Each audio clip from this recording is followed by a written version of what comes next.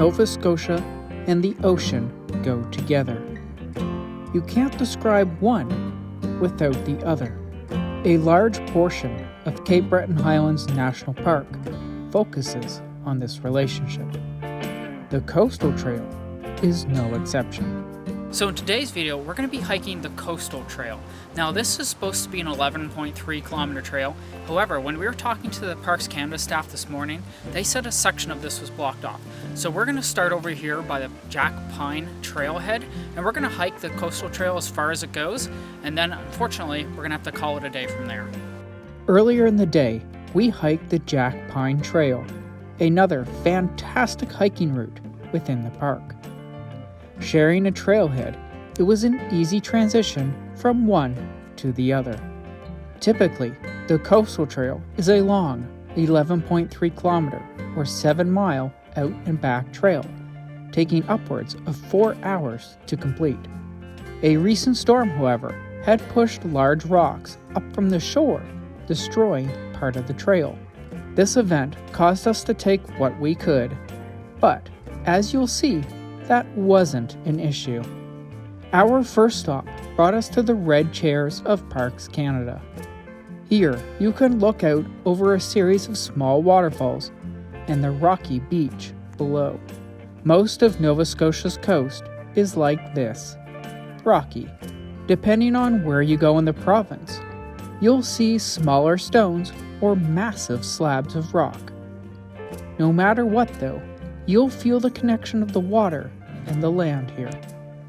You don't need to walk much farther to get a different view.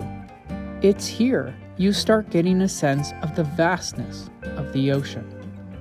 It makes me think, it's no wonder people thought the ocean was the end of the earth, that at some point you would fall off into nothing.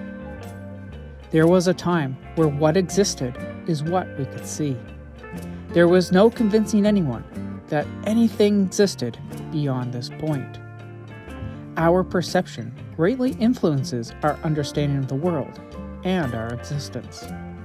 To many Nova Scotians, the ocean is the source of their existence. Today, fishers tend to the sea and bring in its bounty. Despite growing up in this beautiful province, we didn't eat much fish growing up, so I often feel as though I didn't live a true maritimer life. But now that I'm older, I'm trying to rekindle that relationship one step at a time.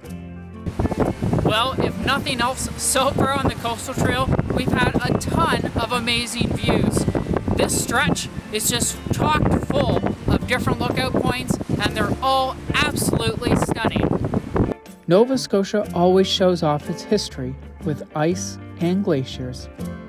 Almost every trail that has rocks will tell you the same story, that glaciers once existed here and ripped through the terrain.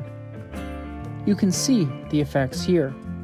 These cracks have been enhanced over the generations due to something called freeze fracturing, but the original gouges would have been caused by ice filled with rocks sliding over these structures as they move towards the sea, slowly melting.